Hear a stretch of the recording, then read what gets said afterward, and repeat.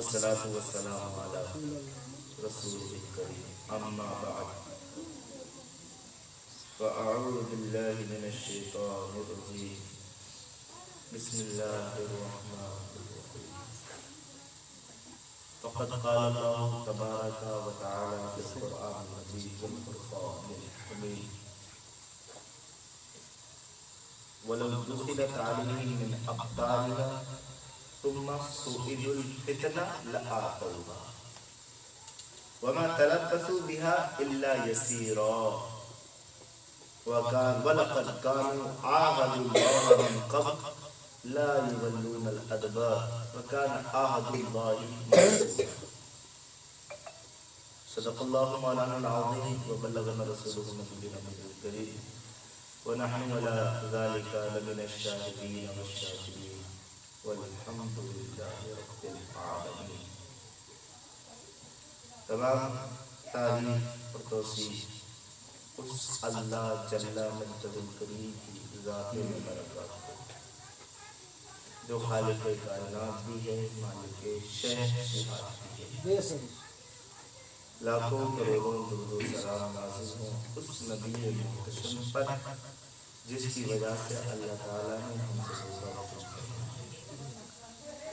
حمد و صلوات کے بعد معزز محتشم سامعین کرام السلام علیکم ورحمۃ اللہ.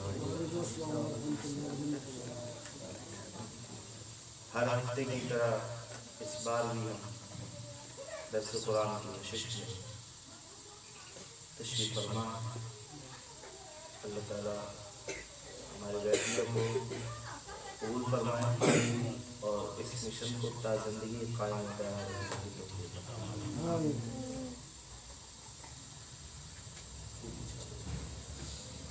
میں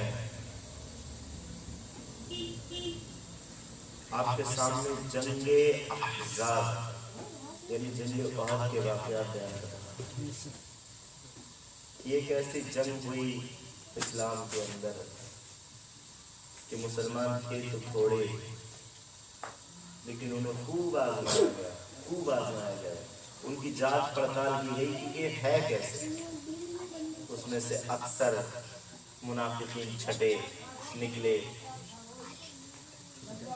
تو یہاں پر ایک یہ جو امتحان ہوا تھا وہ اس لحاظ سے ہوا تھا کہ دیکھا جائے کہ جب ان پر مصیبتیں آئیں گی تو یہ کیا کریں گے، کیونکہ آگے ان کو کچھ دینا تھا نا. رب نے توجہ دیجیے گا، آگے ملک شام دینا تھا، یمن دینا تھا، عراق دینا تھا، مصر دینا تھا، حتیٰ کہ 22 لاکھ مربع میل کی حکومت دینا تھی. 22 لاکھ مربع میل. تو یہ دیکھنا تھا کہ جب انہیں یہ سب کچھ ملے گا، ابھی تو فقیری ہے، ابھی تو ان کے پاس غربت ہے، اور غربت میں تو ہر شخص اپنے رب کو پکارتا ہے، مصیبت میں تو ہر شخص مخلص ہو جاتا ہے. تو یہ دیکھنا تھا، آزمانا تھا، ان کا یہ امتحان لینا تھا کہ جب یہ غربت میں ہے ان کو اتنا جھجوڑ لو، اتنا آزما لو کہ جب یہ شہرت پائیں، ترقیاں پائیں تو نفس پرستی نہ کر بیٹھے. نفس پرستی نہ کر بیٹھے. ان کے پاس ملک ہو، ان کے پاس دیش ہو، ان کے پاس قریہ گاؤں ہو، ان کے کرسی کے نیچے کرسیاں نہ بلکہ تخت ہو، ان کے سروں کے اوپر امامے نہ بلکہ تاج ہو، لیکن پھر بھی دل ہو تو ہمارے قبضے میں. یہ نہیں کہ پھر یہ سمجھے کہ ہم ہی سب کچھ ہو گئے. دل ہو تو ہمارے قبضے میں. اور ایک اور جنگ کا نام بتاؤں میں آپ کو. کم تھے بدر میں بھی کم، 313 ادھر 1000 ادھر. جنگ احزاب میں بھی کم، یعنی جنگ خندق میں 3000 ادھر 10,000 یا 12,000 کی فوج ادھر. لیکن اللہ نے کامیابی دی. اب فتح مکہ ہوا، 10,000 صحابہ کرام، کتنے؟ 10,000 نے چڑھائی کی مدینے کے کفار کا. فتح مکہ ہو گئی، مکہ فتح ہو گیا. اب اس کے جشن بعد حنین، جنگ حنین آتی ہے. اب جنگ حنین میں کیا ہوا؟ بعض صحابہ کے منہ سے رشک کے طور پر یہ نکل گیا اب تو ہمارا کوئی کچھ نہیں کر سکتا، مکہ ہمارا ہو چکا، مدینہ ہمارا ہو چکا، اور طاقت ہماری بہت ہو گئی. ہر شخص کے پاس تلوار ہے، ہر شخص کے پاس گھوڑا ہے، کوئی پیادہ نہیں ہے، ہر شخص کے پاس ڈھال ہے روکنے کے لیے، سب طاقتور ہو چکے ہیں، اب ہمیں کوئی نہیں ہرا سکتا۔ سب سے زیادہ مسلمانوں کا نقصان جنگ ہونے میں، کئی مسلمان شہید ہوئے۔ رب نے بتایا کہ کثرت سے ہم پتہ نہیں دیتے، اپنی مدد سے پتہ دیا کرتے ہیں۔ کثرت سے پتہ نہیں دیتے، اور اگر کثرت سے فتح ملنا ہوتی تو کیا مقابلہ ہے 1000 کا 313 کا؟ کیا مقابلہ ہے؟ کیا مقابلہ ہے 3000 کو 12000 کا؟ کیا مقابلہ ہو سکتا ہے؟ لیکن اللہ نے فتح دی تو مومنوں کو آزمایا اور منافقوں کو چھاٹا کہ دیکھے پرکھے۔ تو پھر منافقین کیا کہنے لگے؟ پچھلے درس قرآن میں بتایا تھا کہ حضور کے پاس آئے، کچھ تو کہنے لگے ہٹو ہٹو مر جاؤ گے، بھاگو یہاں سے، چھوڑو جنگ کو، دیکھ لیجیے آگے پیچھے دائیں بائیں ہر طرف موت ہے موت، بھاگو، محمد کا ساتھ چھوڑو صلی اللہ تعالی وسلم۔ اور کچھ بہانے، کچھ منافقین ایسے تھے کہ اعلانیہ انہوں نے برات ظاہر کر لی، اور کچھ ایسے تھے کہ حضور کے پاس ہیلا لے کر کے آئے کہ اے رسول اللہ ہمارے گھر غیر محفوظ ہیں، ننگے پڑے ہوئے ہیں، کوئی ہے نہیں، کسی نے پیچھے سے آ کر اگر حملہ کر دیا تو ہمارے گھر لوٹ لیے جائیں۔ اللہ فرماتا ہے نہیں نہیں، ان کے گھر غیر محفوظ نہیں، محفوظ ہیں، وما ہی بعورا، نہیں محفوظ تھے، ان یریدون الا فرارا، یہ نہیں چاہتے تھے مگر بھاگنا، یہ بھاگنا چاہتے تھے۔ اور آگے فرمایا وَلَوْ دُخِلَتْ عَلَيْهِمْ مِنْ أَقْطَارِهَا، اگر ان کے پاس بالفرض کوئی لشکر آ بھی جائے کفار کا، ثُمَّ سُئِلُوا الْفِتْنَةَ، اور پھر ان سے کہے کہ ایمان چھوڑ دو، تو کہا لَآتَوْهَا، یہ چھوڑ بیٹھے، یہ اتنے کمزور اعتقاد کے لوگ ہیں۔ تاجدار رسالت کو دیکھا ہوا ہے لوگوں نے، حضور کی زیارت کی ہے انہوں نے، ہم تو صرف سنتے ہیں، ہم نے تو ان کا کیا ان کے بچوں کو بھی نہیں دیکھا۔ اور اسی لیے حضور نے بشارت ارشاد فرمائی، کہا صحابہ تو لمن ارانی من آمن بی، خوشخبری ہو اس کے لیے جس نے مجھے دیکھا اور ایمان لایا، خوشخبری ہو اس کے لیے جس نے مجھے دیکھا ایمان لایا۔ لیکن آگے ارشاد فرمایا ہم غریبوں کو یاد رکھتے ہوئے، توبا سبعۃ من لم یرانی من لم آمن بی، اس کے لیے تمہارے لیے ایک بشارت، اس کے لیے 7 بشارتیں ہو جس نے مجھے نہیں دیکھا پھر ایمان لے گا۔ تم تو دیکھ کر کے ایمان لا رہے، کچھ ایسے ہوں گے کہ دیکھیں گے بھی نہیں، ان کے لیے 7 بشارتیں ہوں، 7 بار خوشخبری ہو۔ حضور نے فرمایا 7 بار مرحبا ہو اس کے لیے کہ جس نے مجھے نہیں دیکھا پھر بھی ایمان لایا۔ تو کہا یہ منافقین ایسے ہیں، اگر ہم انہیں گھر جانے کی اجازت دے بھی دیں محبوب آپ ان کو، ان سے کہو اگر تم گھر چلے بھی جاؤ، دروازوں میں تحت بھی ہو جاؤ، پھر بھی اگر کوئی لشکر آ کر تم سے کفر کا مطالبہ کرے تو تم کفر کر بیٹھو گے، تمہارا اعتقاد اتنا کمزور ہے۔ وَمَا تَلَبَّثُوا بِهَا إِلَّا يَسِيرًا، اور دیر نہیں لگاؤ گے مگر تھوڑی، چند منٹوں میں فیصلہ کر لو گے، چھوڑو ایمان۔ یہ تھا اور یہ بیماری آج عقیدے کی کمزوری، آج بدقسمتی سے مسلمانوں کے اندر بھی پائی جاتی ہے۔ اللہ تعالیٰ اپنا فضل فرمائے۔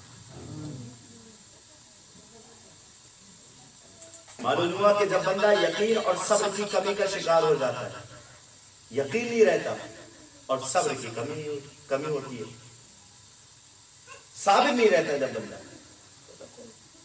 مصیبت جیسی آئی فوراً چلملا اٹھا، جب اس طرح کی پوزیشن پہ پہنچ جاتا ہے اور یقین ڈگمگانے لگتا ہے کہ ہاں فلاں شخص کہہ رہا ہے کہ اگر تمہارے اللہ والے زندہ ہیں تو پھر مزارے بچا کیوں نہیں رہے، کیوں کثرت سے ٹوٹ رہے ہیں، اگر تمہارا رب ہے تو بابری مسجد کو کیوں نہیں بچایا، یہ مسجدیں جو اس وقت میں ٹوٹی انہیں کیوں نہیں بچایا اگر رب زندہ ہے۔ تو پھر یہ سوچتے ہیں ہاں یار یہ بات تو ہے، کیوں نہیں ہو رہا۔ اب دیکھیے جب عقیدے کی کمزوری ہوتی ہے تو کیا ہوتا ہے، تو پھر بزدلی اور خوف اس انسان پر غالب آ جاتا ہے، بزدل ہو جاتا ہے اور پھر ڈرنے لگتا ہے۔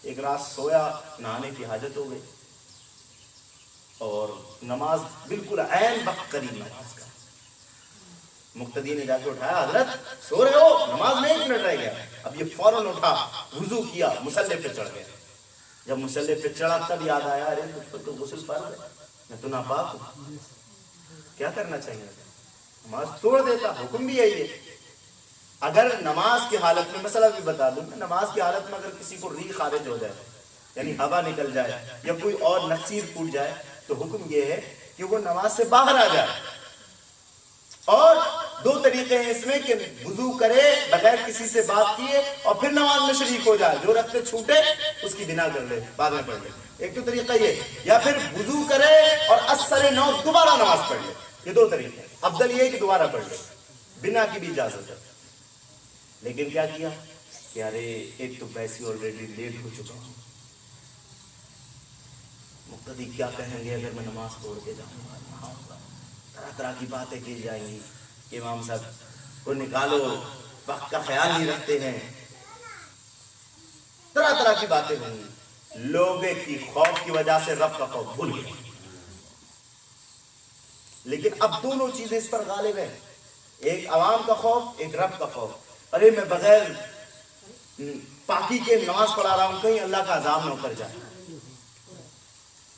کہیں اللہ کا عذاب, میں رسول اللہ کے مصلی پر نماز پڑھا رہا ہوں, کہیں مر نہ جاؤں, کہیں ہلاک نہ ہو جاؤں, کہیں کوڑ کی بیماری میں مبتلا نہ ہو جاؤں. یہ ڈر بھی رہا ہے لیکن ہٹ بھی نہیں رہا کہ کہیں عوام مجھ سے کچھ نہ کہے, مسجد سے نکال نہ دیا جائے. اسی اسنا میں یہی کشمکش میں 2 رکعت نماز پڑھا. جیسی سلام تیرا دماغ میں شیطان نے وسوسہ دیا, ارے کچھ نہیں ہوا, ارے کچھ نہیں ہوا. اب اس کی عادت بن گئی کہ بغیر نہائے بغیر وضو کی نماز پڑھائے, عادت بنا. اب ایک بات یہاں پر اور نصیحت کروں گا, میرے پیارے بھائیوں, کبھی بھی کسی گناہ کی عادت مت بنا. انسان گناہوں کا پتلا ہے. اللہ نے خود فرمایا وَخُلِقَ الْإِنسَانُ ضَعِيفًا, ہم نے انسان کو کمزور بنایا ہے.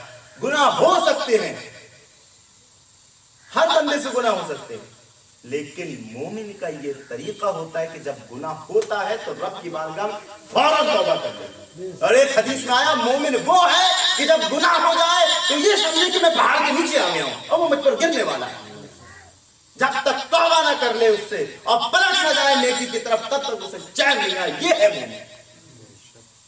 اب پھر توبہ بھی ایسی کرے کہ جس طرح دودھ نکالنے کے بعد بکری کے تھن سے دودھ تھن میں واپس نہیں جا سکتا, اس طرح یہ بھی اس گناہ کی طرف واپس نہ جائے. یہ ہوگا. تو اب اس کی میں آپ کو نصیحت کر رہا تھا, عادت نہ بنانا. ایک بار ہو گیا فوراً توبہ کرو, پیچھے ہٹ جاؤ. اگر کسی بھی گناہ کی عادت بنا لی اور تم عادی بن گئے, پھر چھڑانا مشکل ہے. پھر چھڑانا, لوگوں کی زندگیاں گزر جاتی ہیں, دعا کرتے ہیں, گڑ گڑاتے ہیں, رب سے مانگتے ہیں کہ اللہ یہ عادت چھڑا دے, لیکن چھوٹ نہیں پاتی. تو اس لیے فوراً گناہ ہو جاتا ہے, بچیں اس سے, فوراً ایکٹیو ہو جائیں, چھوڑ دیں اس کو. اور اگر نہیں چھوڑا, عادی بن گئے, پھر نہیں چھوڑ سکتے, چاہ کر نہیں چھوڑ سکتے. لکھ لو, چاہ کر نہیں چھوڑ سکتے. تو اب اس کی عادت بن گئی بغیر وضو. اب ایک بار سوچا, ارے یہ اسلام میں کچھ نہیں رکھا, کچھ بھی نہیں رکھا. یہ جو وعدے ہو رہے ہیں جنت کے, کیسے ہوں گے جب وعید پر عمل نہیں ہو رہا؟ وعید ہے ناپاکی میں نماز پڑھنے پر, لیکن مجھے تو کچھ نہیں ہو رہا. دیکھو سب مسافہ بھی کر رہے ہیں, سلام دعا بھی کر رہے ہیں, عزت بھی ہو رہی ہے, خود میلادوں میں بھی جا رہا ہوں, سب ہے ہو رہا. کچھ نہیں ہے اس اسلام میں, نہ جنت ملنے والی نہ دوزخ, کچھ بھی نہیں ہے. جو امام مصلی پر نماز پڑھاتا تھا, اب وہ مندر کی گھنٹی بجا رہا ہے. چھوڑ دیا اسلام.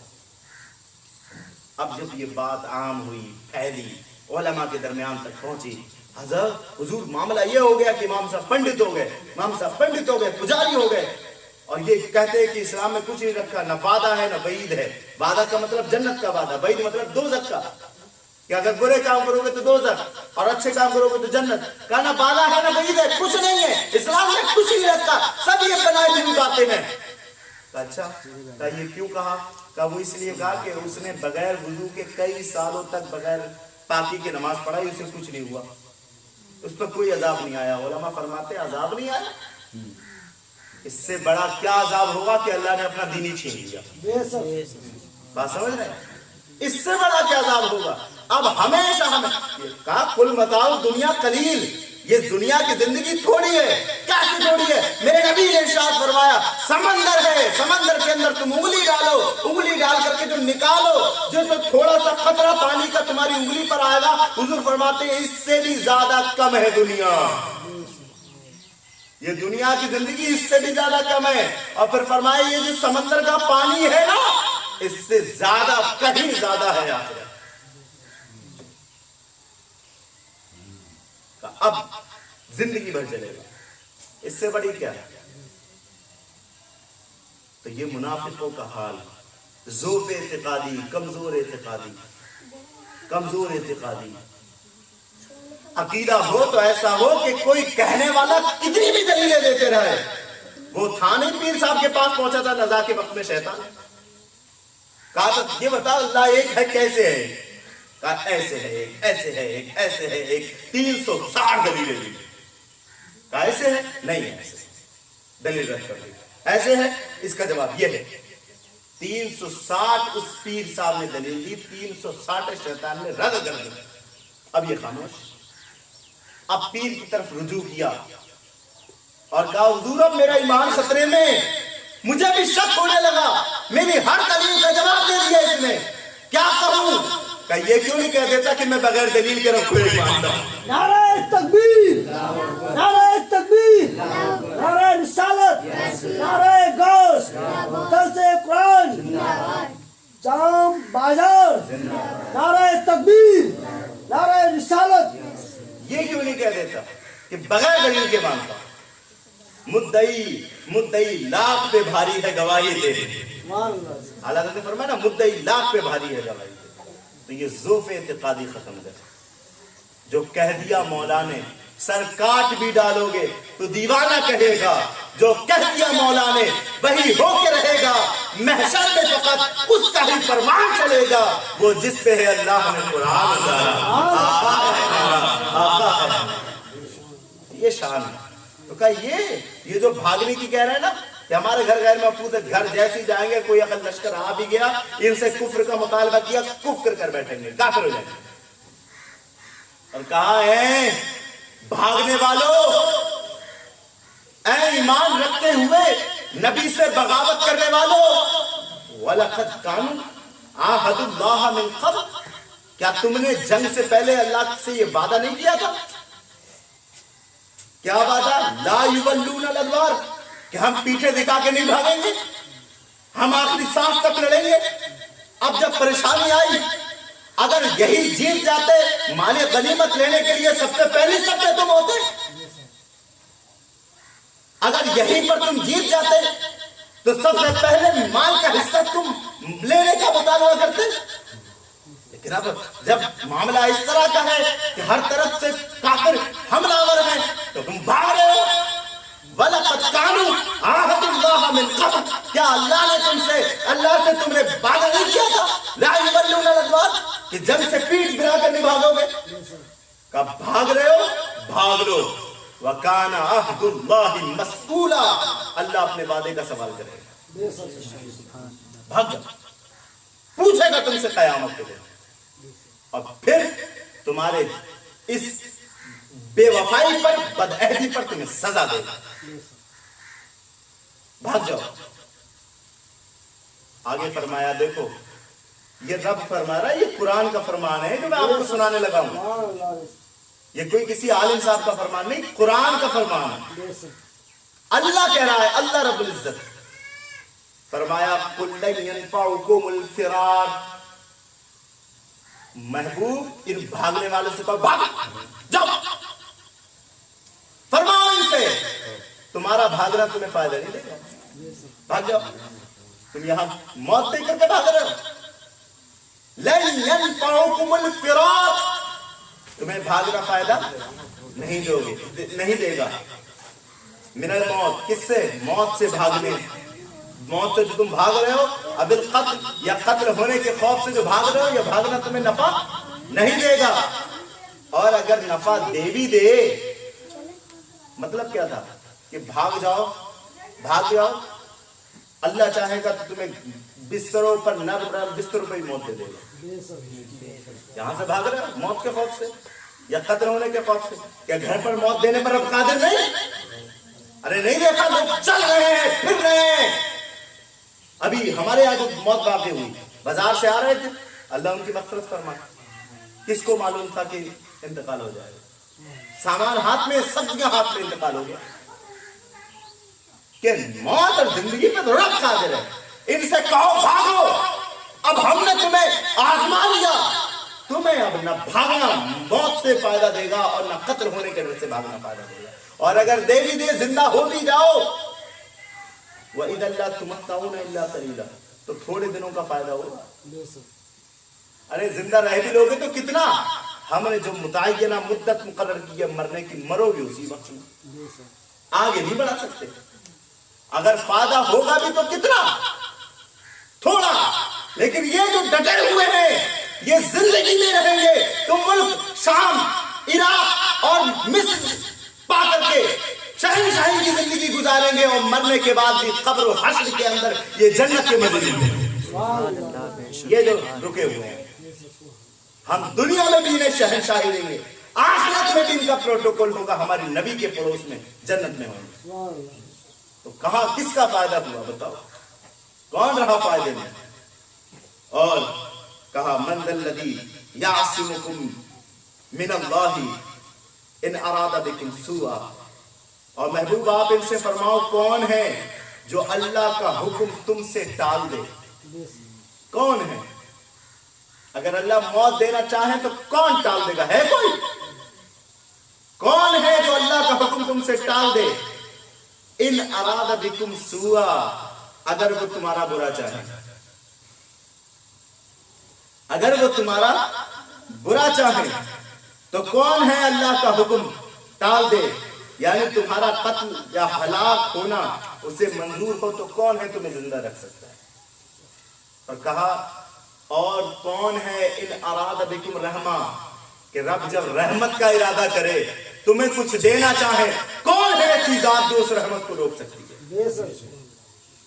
कादिर मुतलक तो वो है ना, जब इरादा फरमाए तुम पर सू का, तुम पर अजाब देने का, कोई है जो बचा सके अजाब से? और अगर मेहर देने का, मेहरबानी करने का इरादा फरमाए तो कोई जात नहीं जो उसे मेहरबानी करने से रोक सके। और कहा, जहां जाओ वहां चले जाओ, लेकिन वला यजीदून लहुम मिन दूनिल्लाहि वलिय्यन वला नसीरा, ना तुम अल्लाह के अलावा किसी को मददगार पाओगे, ना अल्लाह के अलावा किसी को मेहरबान पाओगे। अगर जाने के बाद भी तुम्हें थोड़ी जिंदगी के लिए रिस्क देगा तो वो रब ही देगा।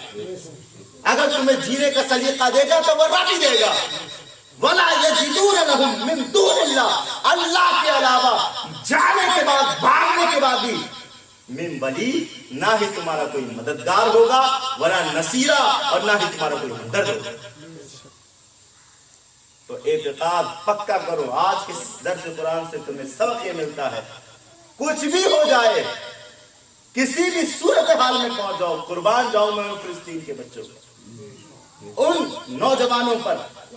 अल्लाह अकबर, कलेजा मुंह को आ गया कि एक औरत कट गई, बम के धमाके से उसका चीथड़े हो गए। वो हामिला थी, उसके पेट में बच्चा जो छोटा सा था, उसको उसका जो शौहर था उस बीवी का हाथ में लेकर कह रहा था कि ये एक बच्चा क्या है, 100 भी रब देता तो कुर्बान कर देता। हाथ में लेकर, वीडियो पर वायरल यूट्यूब पर। ये इत्तेकाद होना चाहिए। सर पर अगर तुम्हारे तेग हो, गर्दन पर तलवार भी लटकती हो, और कोई कहे कि दीन से मुनहरिफ हो जाओ, तो कहा, ये कहो कि हम सब कुछ दे सकते हैं, لیکن اپنا ایمان نہیں دے سکتے. دے سکتے. ہم سب کچھ دے سکتے ہیں لیکن محمد عربی سے وفاداری نہیں چھوڑ سکتے. اور کہو ادھر آؤ پیارے، ہنر آزمائیں تو دین آزما، ہم جگر آزمائیں. سبحان اللہ، سبحان اللہ. یہ تو ہو سکتا ہے ہم سارا زمانہ چھوڑ دیں، یہ تو ہو سکتا ہے ہم سارا زمانہ چھوڑ دیں ان کے قدموں سے، مگر ہم کو نہ ٹالا جائے گا. ان کے قدموں سے مگر ہم کو نہ ٹالا جائے گا. تو آج کے درس قرآن کا سبق یہ پختہ عقیدہ رکھو، جنت تمہاری ہے، کوثر تمہارا ہے، یہ جو قبر کی فرحبانیاں ہیں وہ سب تمہاری ہیں. ان کنتم مومنین، اگر تم کٹر پکے والے مومن، پکے مومن ہو، سب کچھ تمہارا ہے. دنیا تمہاری، آخرت تمہاری، قبر تمہاری، سب تمہارا ہے. لیکن شرط ان کنتم مومنین، جب تک تم مومن ہو، تمہارے اندر کفار والا شیبہ نہ ہو، تم دوسروں کو اپنے رنگ میں رنگاؤ، دوسروں کے رنگ میں نہ رنگو. میں اس درس قرآن کے موقع پر دو باتیں پیش کرنا چاہتا ہوں. ایک یہ کہ